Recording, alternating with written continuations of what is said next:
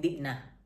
Kasi nga, ang nangyari nun, wala akong, di ba sabi ni VP siya, may 9 na warnings, di ba? Ako, nung pagbisita ko nung hapon na yon, 5 minutes bago matapos ang visitation namin, time namin, sinabihan ako nung isa doon. Sabi niya na nung July 19 daw, nung phone conversation namin, meron daw akong sinabi. Sabi ko, about the case. Sabi ko, I don't know anything about the case. Kaufman is not discussing anything about the case. You know that, Mr. Kaufman. I have not asked a single paper from you on whatever it is that you are doing, so I cannot talk about the case. And also, nung time na yun, 5 minutes bago matapos, sinabihan na lang ako na isususpend daw ako. Ang sabi pa nga ni PRD, doon sa lalaki na nagsabi nun, sabi niya, you cannot do that.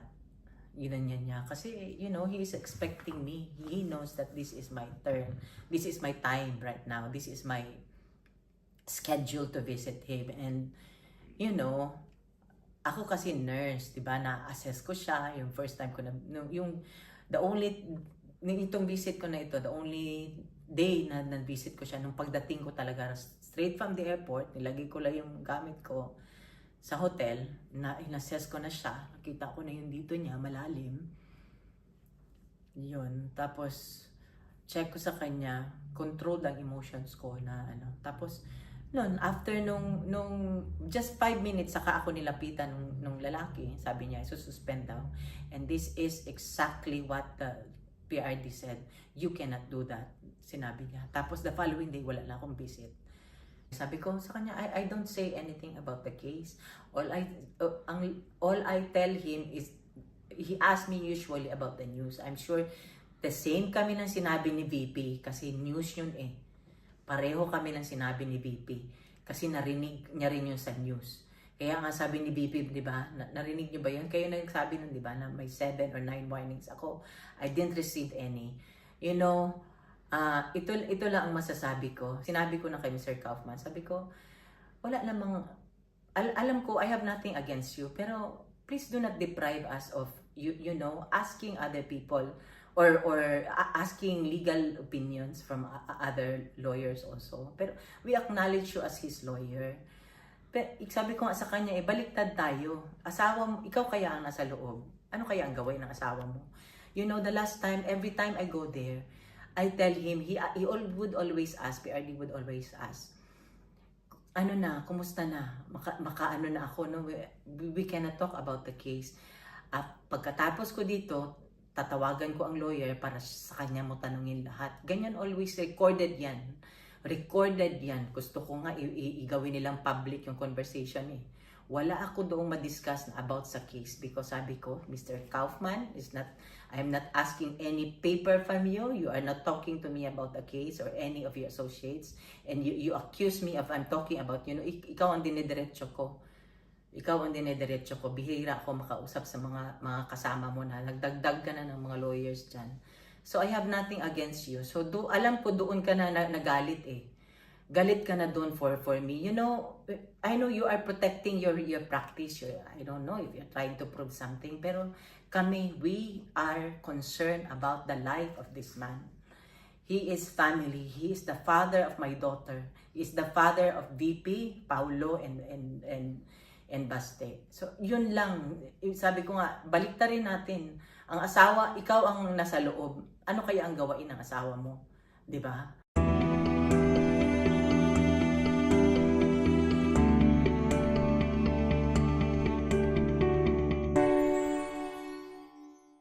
Ang sinabi niya sa akin July 19, and to tell you honestly, hindi niya ma-point out kung ano. Wala siya binigay sa akin notice. I'm supposed to receive it. And then, if he was able to hear it, or napansin niya na nung July 19 pa nung phone conversation, why not call me up? Kasi nung one time na si VP na nag-violate na pinasa niya ang phone, kinuha kagad ang attention niya, di ba? So, sana nakakuha ako ng kapalit ko. Di ba sila VP din. Sila VP din, di ba? Pag sa laban na, ang isang ano na narinig ko sa kanya, bahala na miski mag-isa siya. Kaya niya nang sabihin sa ICC na na mali ang ginagawa niyo for doing this to this man. Tapos yun na nga yung ini-expect na alam ni VP ako na kung sa Bisaya pa turno na ako ni karon. Turno na ako ni karon. Tapos ngayon wala siyang bisita. You know, even after his presidency, I'm telling you, emotionally na siya. Meron na siyang depression nun. Ngayon, sabi ko nga ito sinabi ko sa kanya, sabi ko, hindi naman ako lawyer. Lahat ng tinatanong ko sa humingi ako ng opinion sa lawyer. Yun ang doon. Humingi ako ng opinion sa lawyer. Maawa ka na lang. Several times ako nag-email Sabi ko, have mercy on the man, 80 years old. You know, you only get to talk to him 1 hour a day, Monday to Fridays, not on weekends. You don't see him 23 hours a day.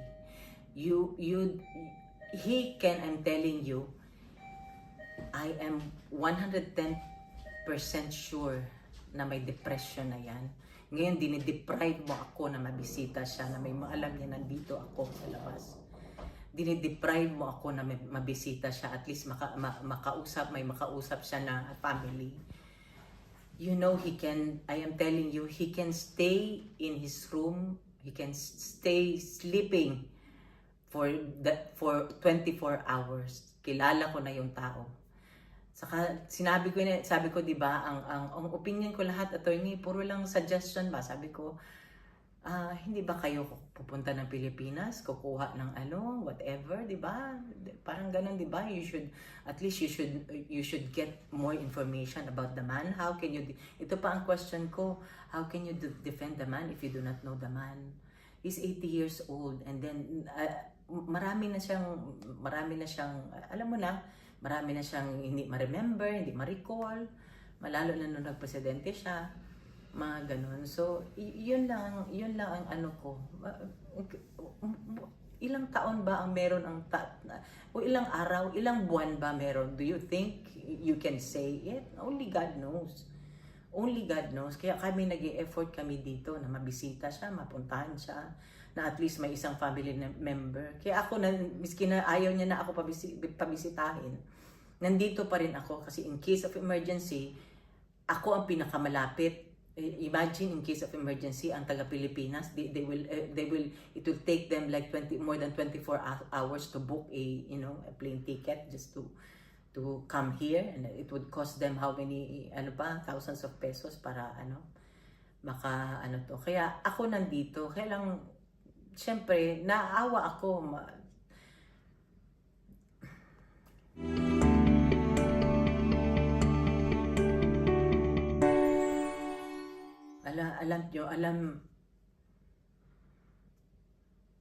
Alam ni Mayor Baste kung ano na lang ang naiisip ko. Kahit ano na lang. Sabi ko sa kanya, hindi pa natin nagawa lahat. So nananawagan ako, alam ko every time na mga Pilipino, magdasal tayo. Samahan natin si VP Sara. Sabi niya na miski siya na lang mag-isa. Totoo yung sinabi niya. Totoo ang sinabi niya, walang jurisdiction. Samahan natin siya. Samahan natin siya. Nakikiusap po ako sa inyo.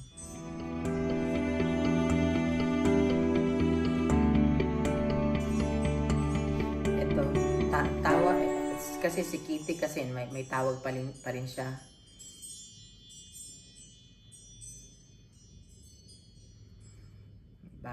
May bagong siya.